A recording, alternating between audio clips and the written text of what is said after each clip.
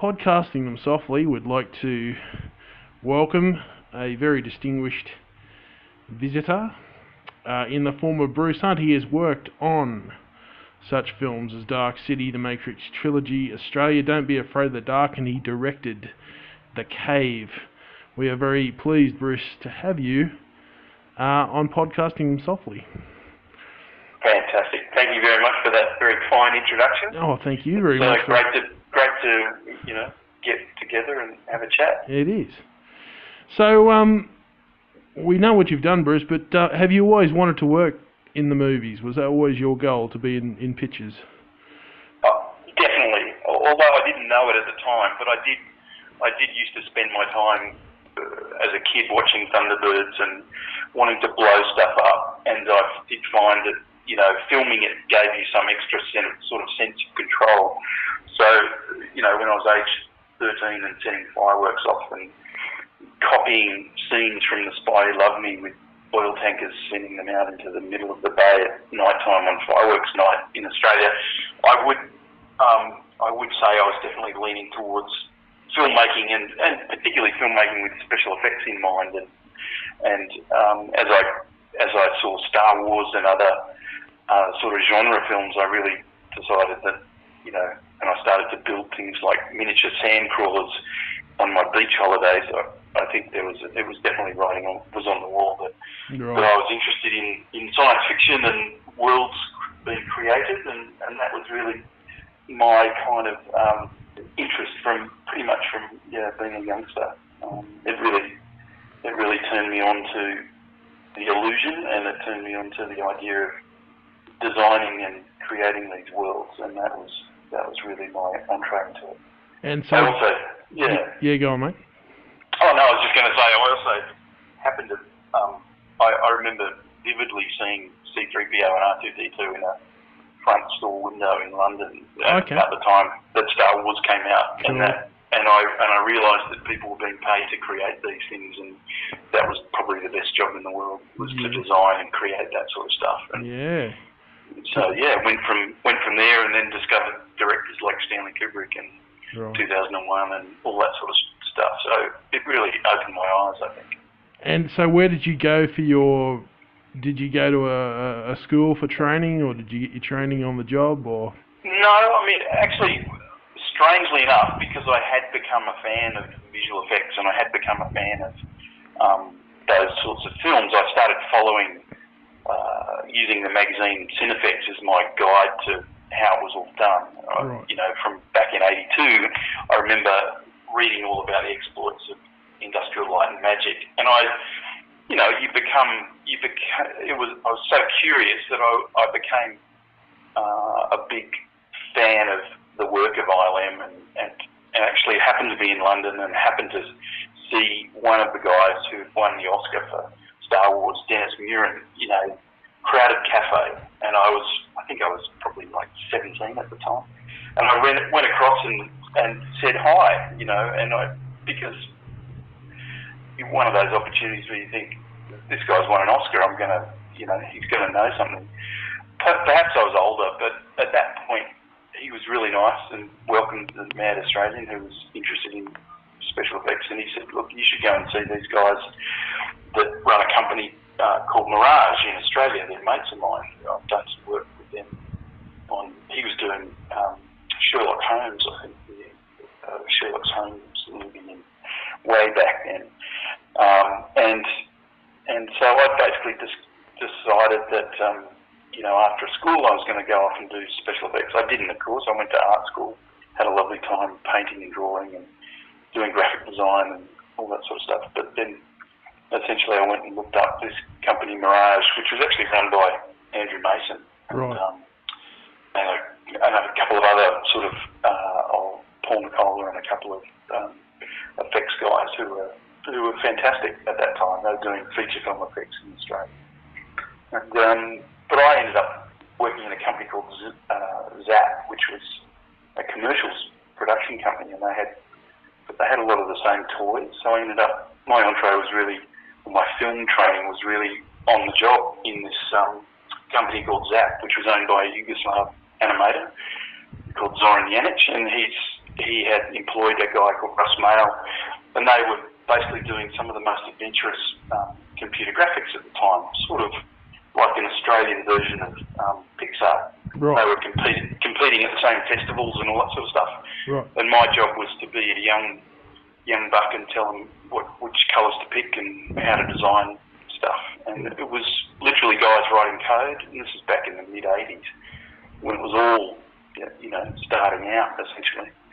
And they started to win little awards, and we started to hook motion control cameras up to visual effects sort of devices like motion control and computer graphics and animation, and mix them all together. And that was a big deal at that time. And it was all about, having some very clever code writing and me picking colours and wanting to learn about films, and from what I read in CFX, and we'd try every challenge we could and make these kind of complex title sequences and commercials. And right. It was a great training ground. It was basically pick what you'd like to do, and then we'd watch bizarre Yugoslav animation films and Evil Dead 2 on beer and pizza nights. So it was not a bad training. No, geez, with beer and pizza as well. So what was your what would you say was your first sort of big gig?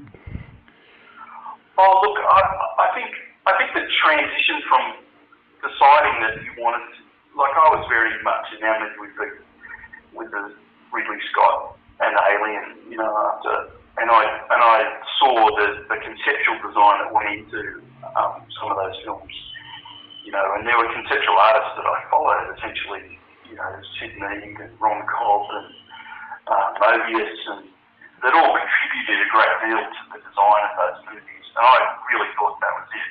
That's what I want to do. But essentially, when you start to get into the mechanics of filmmaking, it becomes obvious that the guy who tells the story is top dog, and I wanted to be the guy. And I realised this from watching visual effects and computer graphics, and thinking, well, look, a lot of the times the work gets wasted. I'd rather be the guy telling the story. So I sort of started to get into live action directing and moving on from being sort of in the technical effects directing and design sort of side. And I did a commercial that was well regarded in, shot in black and white, and we used a whole lot of film techniques that were quite old school, if you like. And again, it was all part of the challenge, but it was writing and art directing and storytelling, and being the guy, learning, being curious and learning all the crafts was really.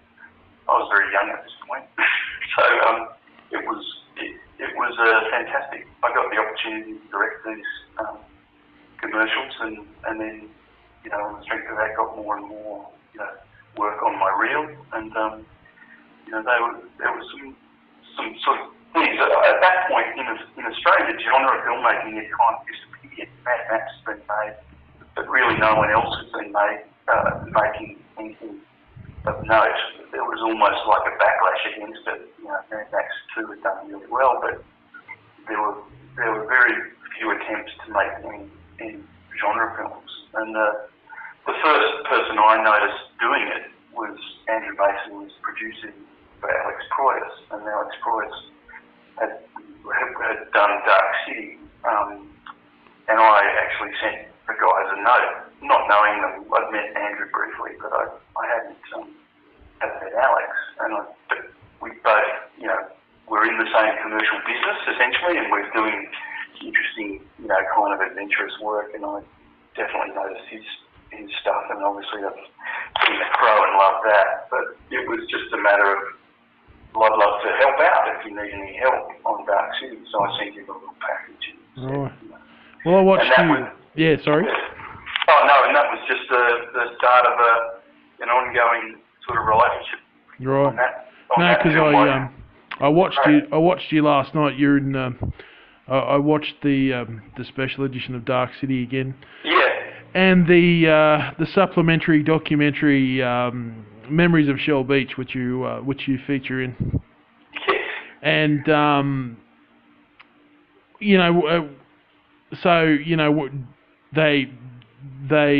they got you on board, like you're listed as doing sort of the you're a supplementary second unit. Exactly. Doing effects footage and shooting miniatures and stuff, I believe. Yeah, the whole thing was that Alex and Andrew had devised this beautiful script and storyboarded everything and designed this amazing film and done it, on the smell of an oily rag, and it was just incredible. But of course they hadn't completed a large chunk of some of the sequences, and some of that was intentional. I think it was good to essentially put the movie out and get a response, and then encourage the investors to give them some more money to complete some of the more expensive bits. And that's what they did. So when I just happened to ring at the right time when they needed some more scope shots of the scale of the city. And Andrew said to me, come on in, we'd love to have a chat. And I met Alex and we had a lovely chat. And then it was like, well, we're going to stick you for a few weeks. We're going to stick you in a studio with a whole lot of model buildings and a motion control camera and a crew, and you just need to shoot the shit out of it. And it's like, okay, great. So most of those, the wide cityscapes with everything moving, that's your work, is it? Well, look, yes, but what it became obvious that we needed things to sort of supplement what Alex was doing, and he was bringing out Kiefer and Jennifer, and just to do more sort of transitional sequences as well as increase the scale and the scope.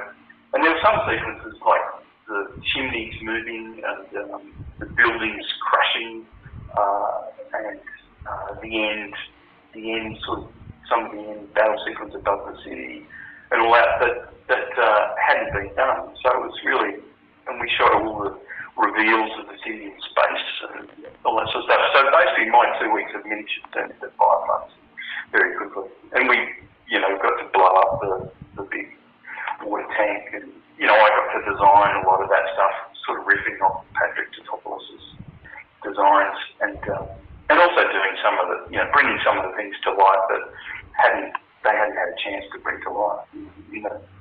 The army of filmmaking machinery means that some of these things get conceived and planned and whatever, but it's like we've got to execute. So we got the time to, that's the advantage of the second unit. I was interested on the bit you talked about when they descend from the city surface down into the sort of the lower the bowels of the city. Yeah, how you said that was all an in-camera shot, which would probably be done by CGI today, where you simply had some sort of was it a styrofoam background miniature or something like that? Exactly. It was actually a design model mock-up of the that I found literally sitting in the back corner of a warehouse, going, "What's this doing here?" And it was the foam mock-up of the set that they built on the main stage, and so we reused it, and then we built a little railway track, and we mounted a very small camera on it. I think it was like an ARRI 2C stripped down, so it was really simple, and put it on this railway. And we're all big fans of model railways. We spent a lot of time building model bridges and trains and cranes and all that sort of stuff. Everything that could move could then be seen to stop as the city, was tuned. So that was all. It was a great time, I've got to say. It was the best improv session I've ever had for 5 months. Well, fantastic challenges. Well, we go from one dark city to another into the Matrix trilogy, which is an equally dark and foreboding environment. Yes, it was. And there's a little bit more rain there. But so how did the work on the Matrix trilogy come about for you? Well, essentially the connection was Andrew Mason, because he had produced Dark City, and that he'd been sort of accosted by Joel Silver and Warner Brothers as to how he had managed to pull it off with Alex. Right. That film for that amount of money, and so they were looking. The Wachowskis had made, storyboarded everything and designed everything and prevised talked about it. But of course, being their second film after Bound, they were not going to, Warner Brothers were not going to stump up, the budget that was somewhere in the region of 150, 160, I think, in the States. That was just no way. They were going to risk it, Right. So what they were doing was looking for somewhere to make it that was going to be economical, but really, sorted. And so they came down to Australia and talked to Andrew, and Andrew said, well, you should employ all the team that we used on Dark City, and that's what they did. And so everybody, my cinematographer and the same art department crew, and everybody came across. And I was lucky enough to meet the Wachowskis, and we talked, and they liked me, and off we went. Of course, they hadn't worked with a second unit before, and so it was not their choosing. But Barry Osborne had come on board as the basically producer, and he was a very experienced guy, and they sort of sliced it up. So I ended up looking after things like helicopter sequences, and the boys ended up looking after all the fight, the kung fu fight sequences, which they've been training for forever. Yeah. But we got to do a lot of the physical, everything to do with the helicopter, from miniatures to real size to stunts, and so that was a great fun time. It was a very long shoot. It was 90 days just on shooting on the second unit. Wow. So and I think the main unit was like 110 days. So it was pretty intense, but another great experience. The Wachowski's very, very clever. And you went on to do Reloaded and Revolutions as well, didn't you? Well, look, I did take a time out. I decided that it had been pretty full on, and I wanted to obviously concentrate on. I had a young family and stuff, so I decided to actually pull a plug and say, look, I'm not going to commit to. It was a big commitment. They were after almost a year and a half or something, to do those two films. But what I did go in and help them out with was the APU sequence, Battle of Zion, and so we just had our own. Basically, it was called the APU unit, and we just ended up, doing a lot of the robotic sequences and destruction sequences in there, which was fun. Because I think it was a bit of a beast. I know my cinematographer Ross Emery continued on second unit on 2 and 3 as well, having done number 1, and it was pretty amazing. But I don't think I could afford the time. It was a different beast to what we had done on number 1. Number 1 had been like, no one had any clue how successful it would be. Right. We all, the sense of humour was just, you really, it was very hard to sort of grasp as you're amongst the war machine, to see how that was going to play. And of course it played, I went to the premiere in LA, the first one, and it was just a revelation to watch people respond, Because they filmed the essentially 2 and 3 back to back, didn't they? They did, although they shot some of the stuff in the freeway scene in LA, so they had taken over naval base and done that stuff. But everything 2 and 3, was pretty intense, and it was like The Walking Dead to go and see these guys on set. It's a big ask to do those sorts of films. Very, very complex bits and pieces. And a video game adaptation and all sorts of other, ancillary stuff. Yeah, it was just all Matrix there for a while. Yeah. Incredibly clever, great crew, great testament to the Aussie film, industry, and a great learning curve for everybody. So then you get you go from you get the main seat, you get the director's seat finally, in the cave. How did the cave come to you? How did you get into the cave? Well, look, I've got to say, I had actually, I had a nice career doing commercials, and it was going well, and I was, working a lot overseas, and then of course you become, okay, I'd like to be directing my own. I think it was one of those off the cuff things of, we've got this script, and would you like to come and see us, and would you like to make it? And that was with Lakeshore And again, it was another connection through Andrew Mason, and obviously fed from my work on the Matrix. But look, I said it's not. I've got to say, it's not my genre, and that was my first response. And I said to Andrew, "Are you sure?" And we sort of took it on because I liked the adventure of cave diving, and I loved movies like The Abyss and James Cameron's work. And I thought, well, look, I really enjoyed the combination of again creating a world. Even though we were creating a cave, we were creating all sorts of worlds. So I enjoyed that challenge of we literally built sets and environments completely artificially, as well as shot some of the most beautiful, sort of real underwater cave systems in the world in Mexico. And it was so I liked the challenge of it, but I must admit it wasn't my genre. Right. So it was a surprising thing for me, I think. Yeah, no, I watched it again last night and listened to both. There's your commentary on there and also the writer's commentary.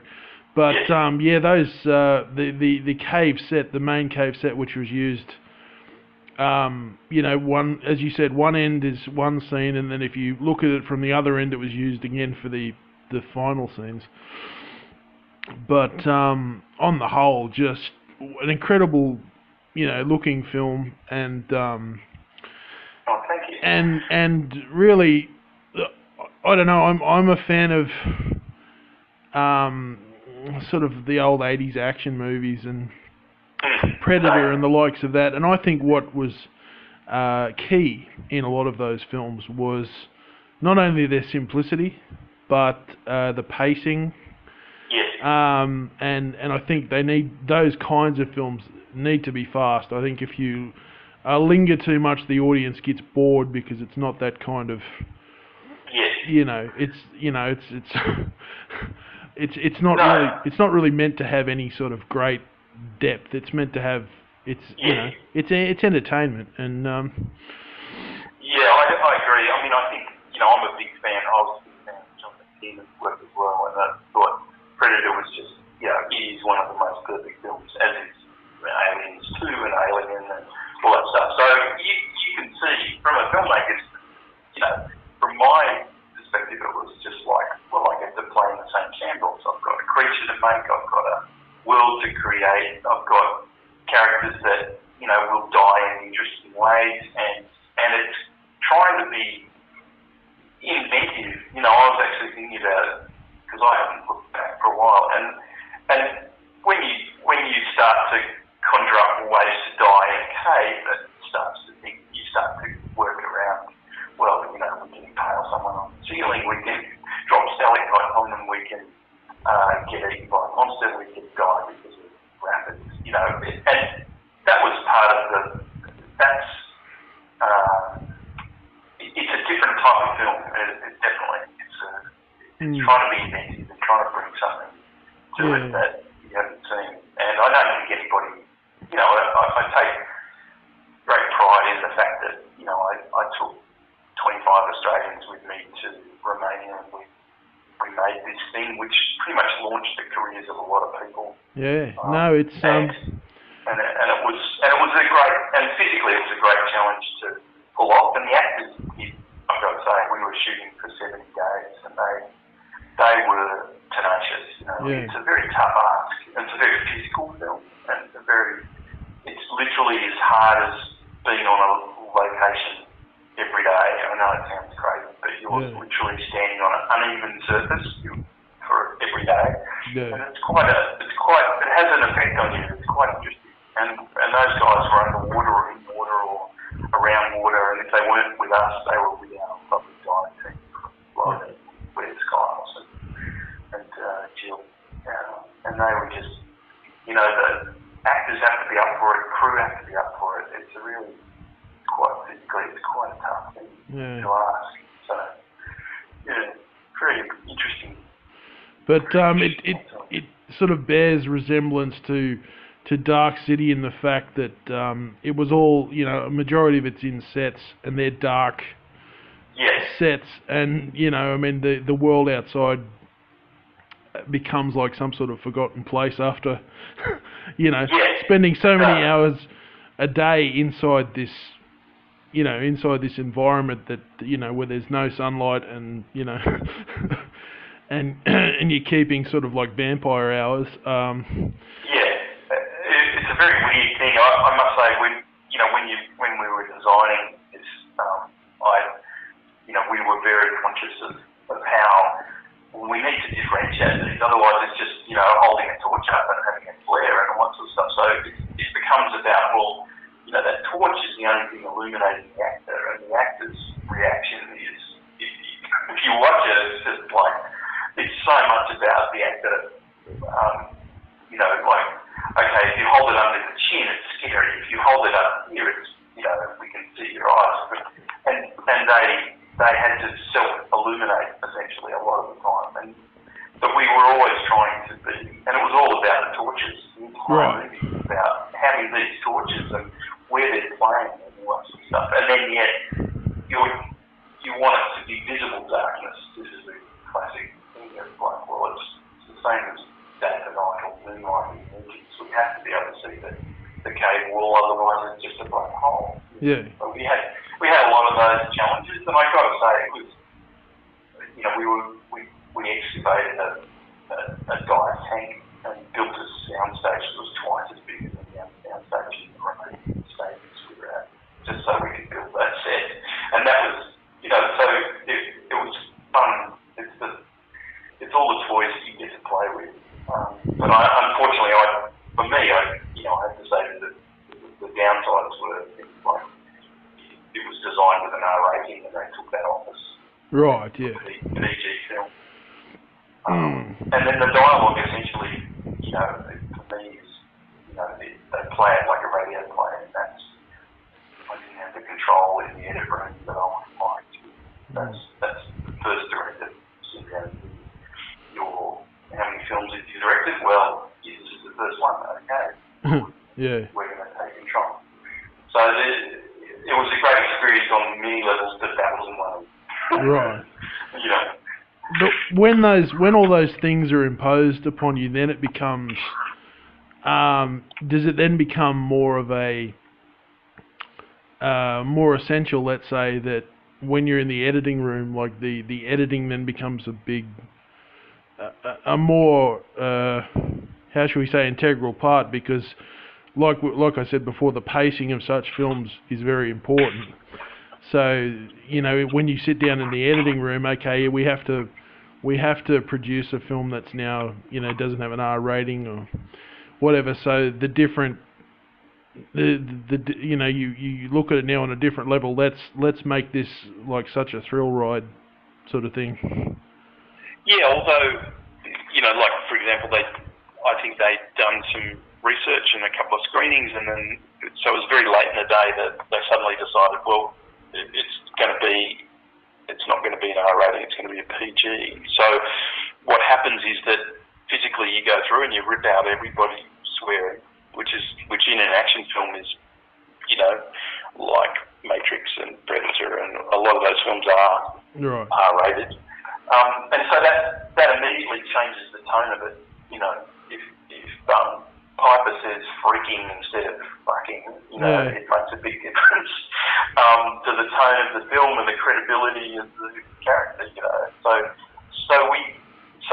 it's frustrating, I've got to say, to have that imposed on you at the late stage. Yeah. But it's also, in the process of writing, the writers did some lovely stuff, and we kind of expanded on it. I filled with things like characters, and we changed Piper into, basically that was a male role, and I changed it into a female role. Right. For the character, and just to try and, I think expand the sort of scope of it as well. I was playing with the cloning sequence and other things that became,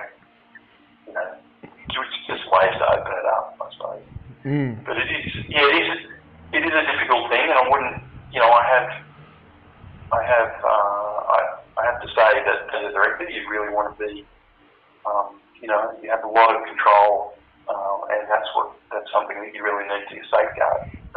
And there's ways to protect yourself, but having the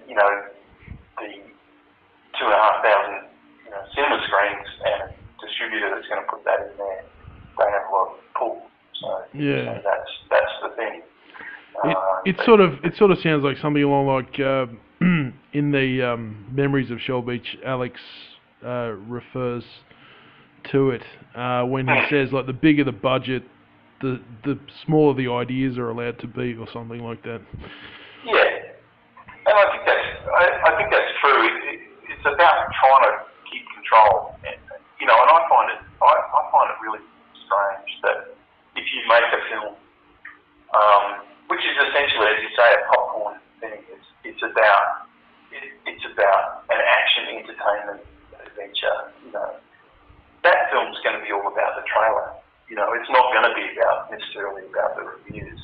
So why not let the filmmaker make the film that he can make, or the best film he can make? Why not? No one knows anything. Let's let the trailer speak for itself. See if it attracts the customers on the first weekend, right? And then but imposing structures on it and restrictions on that filmmaker, it's counterintuitive to me. And I know Alex has struggled. He had some struggles with iRobot, with Fox, and all that sort of stuff. But it's an interesting. It's a dilemma. You want to be in that. You want to play in that sandbox. Well, the ground rules have to be. Well, it's a double-edged sword, because at some point it always seems that the filmmaker these days is always at the precipice of compromise when it comes to different elements. Like, okay, you can have this, but we want this, and you can have that, but then you've got to do this. Yeah, it's a trick, and I think I think you can. I'm very aware of that, because of course my day job is making TV commercials, and strangely enough, you can have fantastic experiences where they allow you to have your interpretation and be in control from start to finish, in terms of cast and the location and visual effects, and you can get an amazing reaction of that, and then you have the opposite, where you think the client is, completely out of their mind and wanting to change it. In a film, though, I find, it's a big business, and there's a lot of things riding on it. In the cave, one of the interesting sequences that attracted me first to the script was that the opening was set with a group of Nazi sort of parachutists trapped in the Romanian mountains. Yes, I heard you mention that in the commentary. It started off. That's how the film was meant to begin. Exactly, and of course, once a German distributor comes on board, or a sales agent, it's like, well, that's going to go out the window, and it did.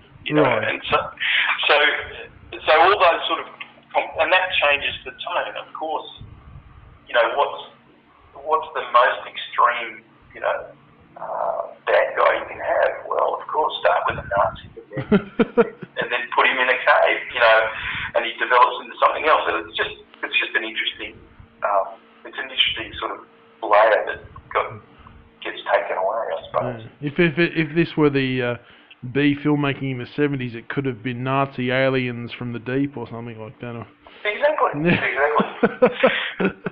they'd be big busted and whatever. But, all the whole team would have been large-breasted women, probably. And do you remember the Keith, Michael Mann's? Yes, sure. Yeah, there you go.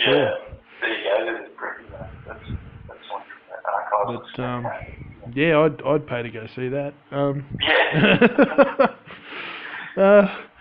So anyway, after the cave, you what do we got? Australia in Australia, filming Australia. So I was busily making TV commercials, and I made one.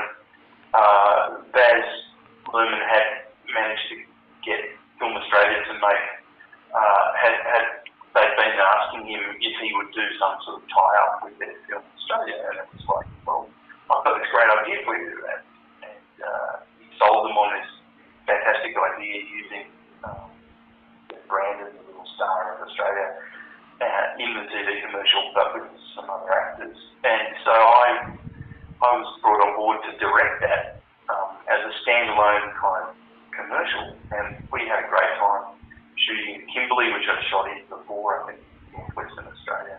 And I shot with Brandon, and we did 2 films, and essentially they were like films. They were 90-second films, for one for the Chinese market and one for America, and they ended up being completely unseen by anybody apart from me and the bands, and the visual effects team, until he presented them as a finished product to the client, who were over the moon, which was really nice.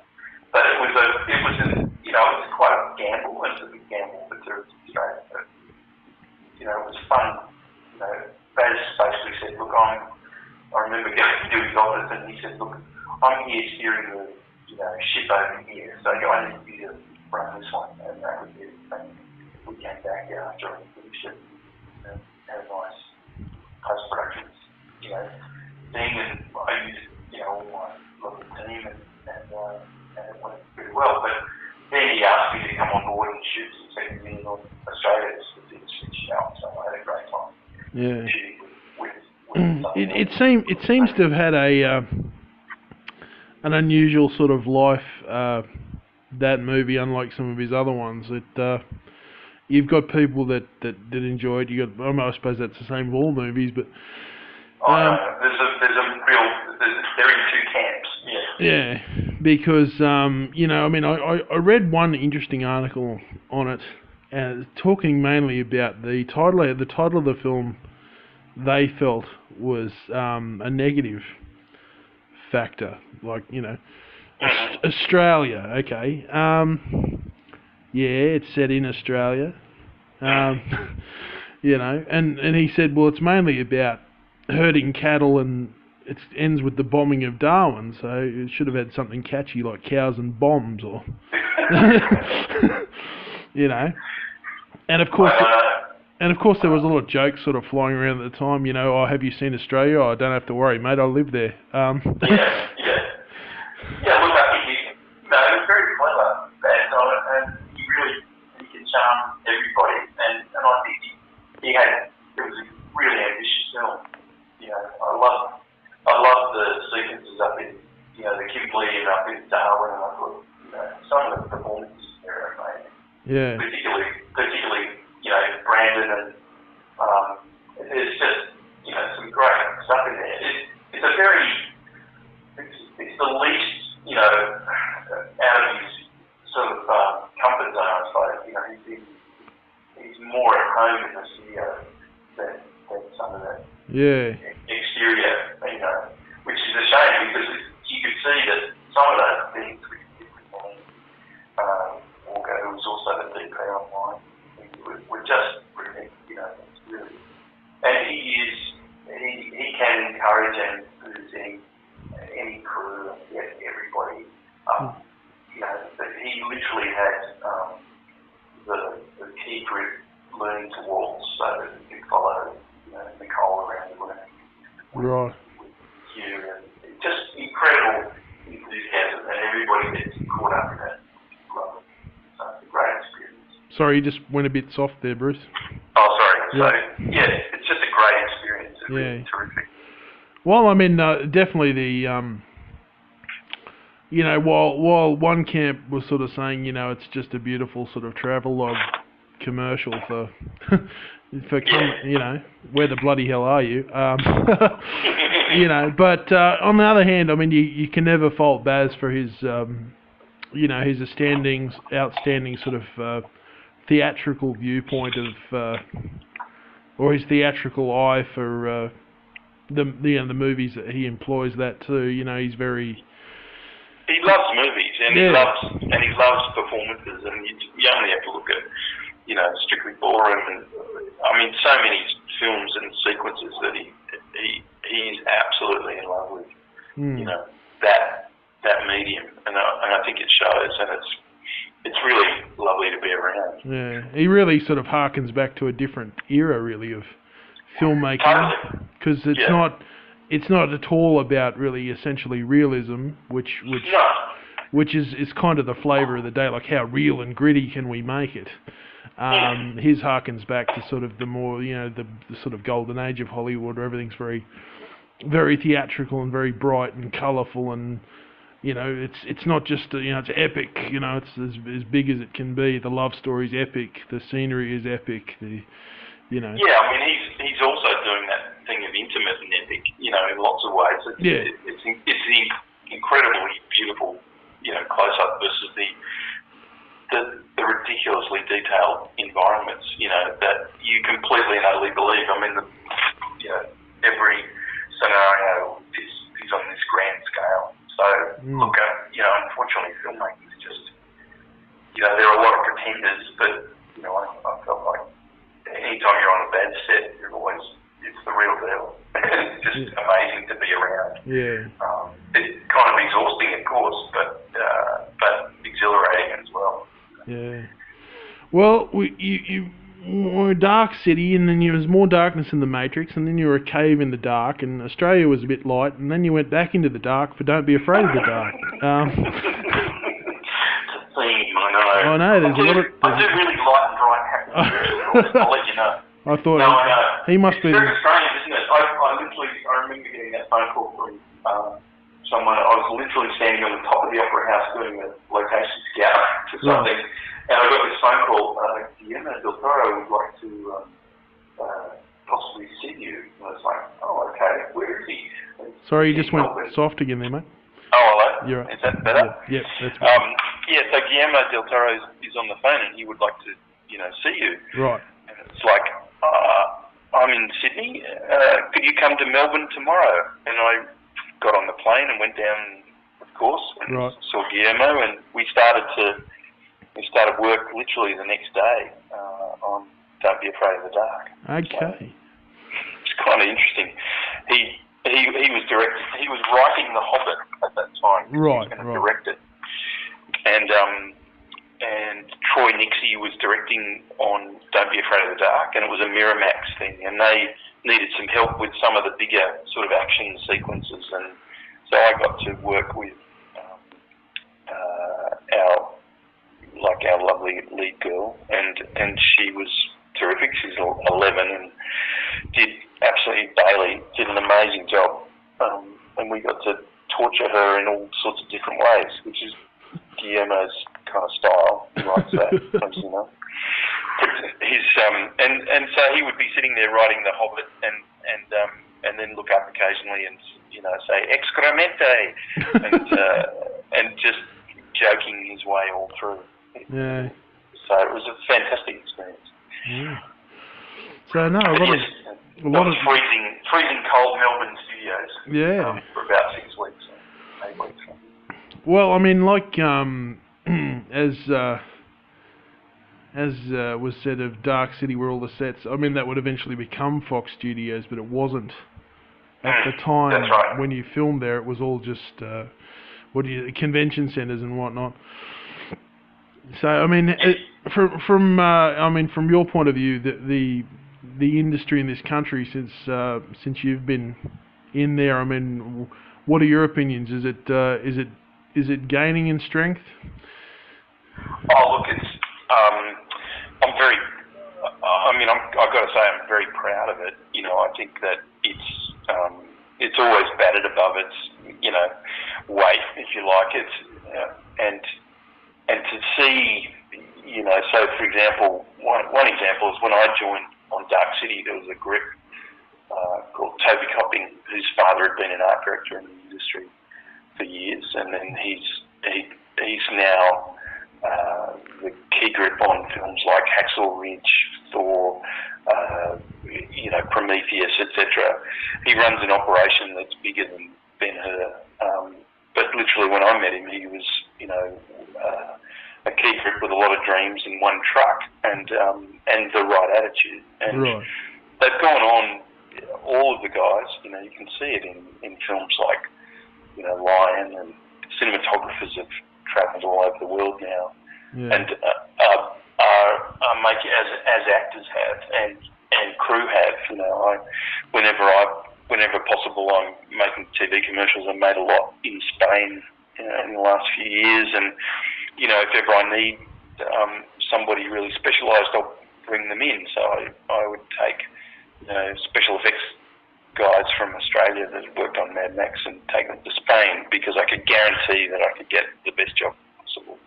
And without a doubt, the attitude is always, even when we went to Romania for the cave, the attitude was just, we love Australians. They love Australian attitude, and they love the Australian work ethic, and they really respond to the way we treat crew and people, and it's quite different. It's a different trait to the Americans and the English in the way that they work. We're much more collaborative and much more ready to get on with it, and that's so. I think in that generosity of sort of spirit and making it happen is kind of what sets the Australian, you know, film apart, really, film crew and filmmakers apart. You know, that's my experience. Is it's quite unique. So probably only shared with New Zealanders, but we don't tell them that. It's funny, whenever I talk to blokes in the States, you know, to do with anything to do with films, that they go, "Oh, so you from New Zealand?" And I said, "No, Australia." And he said, "Oh, don't they make all the movies in New Zealand?" Well, and I said, "Well, I mean, you know, probably, you know, the ones you've heard of." But I said, "No, we make movies down here too, you know." But no, but you know, lately, because I mean, you've got James Cameron, Avatar over there, and you've got, you know, Ghost in the Shell, Peter Jackson, and your Ghost in the Shell, and all those sort of things, you know. And I said, well, we've had pirates off the coast of Queensland. We've got Aquaman over there now. Thor. Didn't you have Thor for a yeah. while? And then you had Prometheus, and yeah. you know, Ridley Scott will probably come back. Yeah. You know, from all accounts, he's, you know, very impressed and loves it. Yeah. So yeah, look, I think it's got to be encouraged. It's unfortunately there's a little bit of, you know, there's not enough genre filmmaking that are Australian films. You know. Yeah. Thank God for George Miller and making Mad Max. Yeah. You know, that's just awesome, but it's got to be encouraged.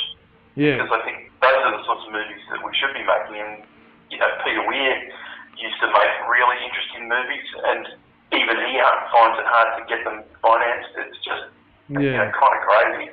Yeah.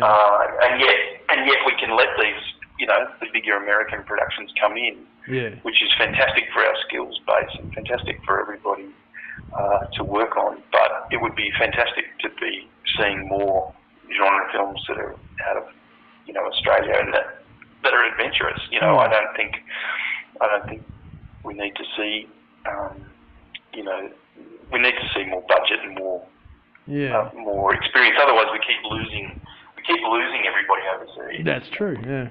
And the sad thing is we used to do it. I mean, yeah, totally. You know, we used to do it. I mean, Mark Hartley's fantastic documentary, Not Quite Hollywood, is really, it really stands not only as a great documentary, but really as a really great sort of piece of our cinema history. And you know, people might turn their nose up at genre movies, but when they go and see, I mean, Star Wars is a genre movie. You know, I mean, there's so many movies that they go and see at a multiplex today that essentially are genre movies. They might have big price tags attached to them, but you know, if they were made for, you know, if like I said, if